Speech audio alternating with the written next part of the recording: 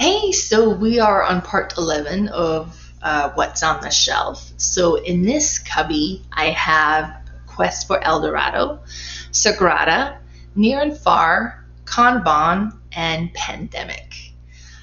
So the Quest for El Dorado is actually a game that we got at Christmas.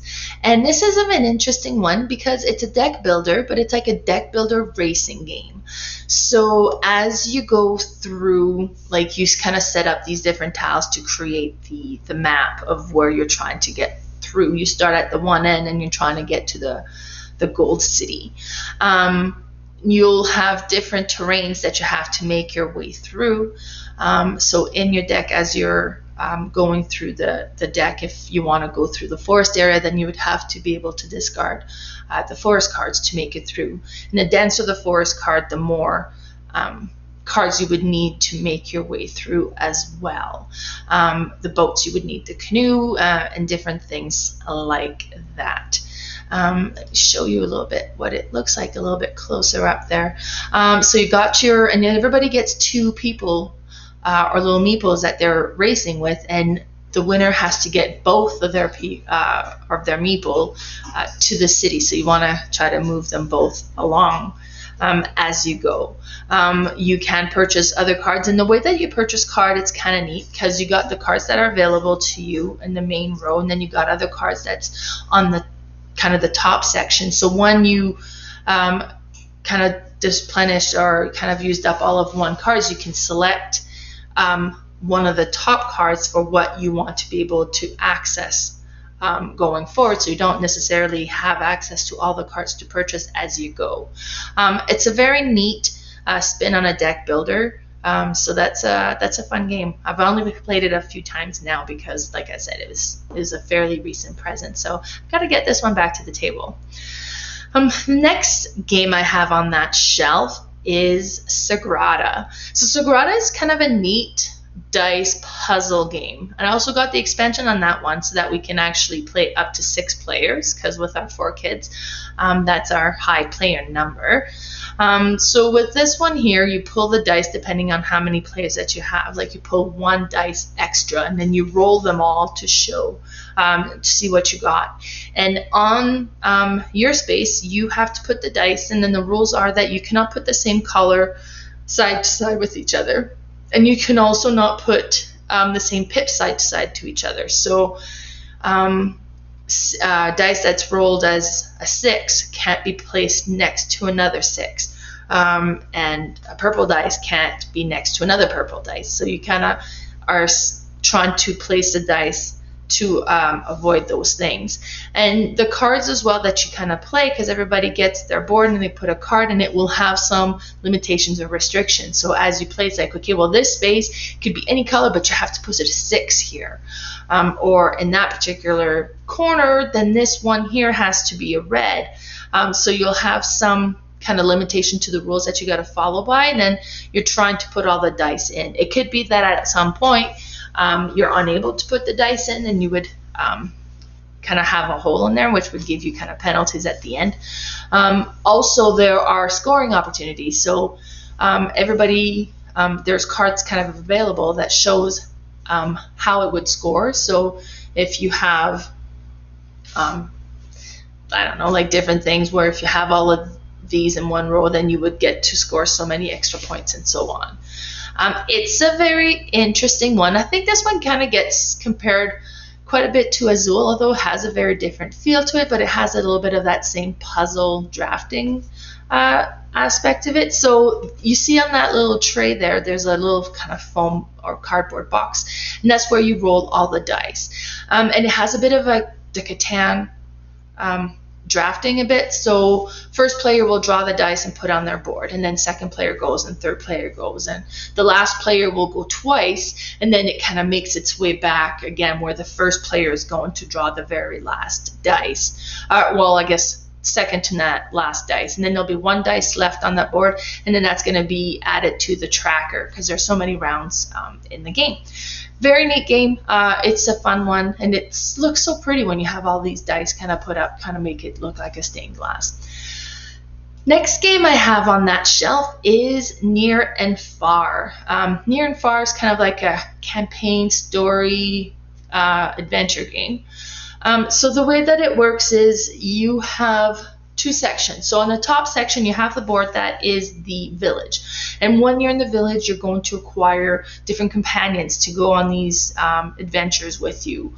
You'll get resources, different things that kind of boost your characters up so that when you go into the adventures, so you can last a little bit longer. And then it comes with the book as well that has, each page has different maps. So there's a lot of different, I don't know, I think it's like 10, maybe 10 different maps you can go on, maybe more. And you kind of start where they have the village you're in on the top board is kind of in the middle of that map, and then from there you can go in the different areas.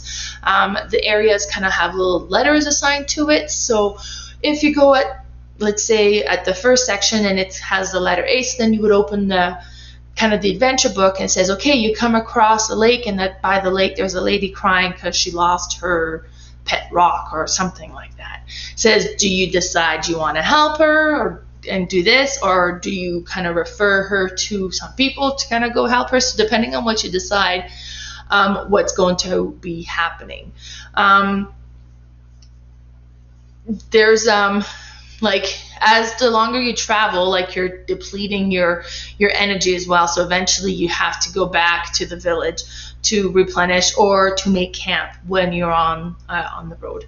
So the health part, having your companions different, and then you kind of building your reputation depending on what you're doing. But then you have different goals that you're trying to do. So maybe one of them is like you're trying to get your reputation down to be able to do this particular goal, and then you want to build it back up. It's very interesting. It's a neat, the story aspect of it is very neat. So I've been enjoying that quite a bit. So then that's Near and Far.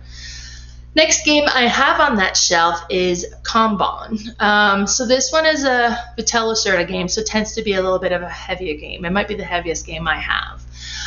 With this one here, you're running an auto, like you're in the auto industry, and then you're making cars.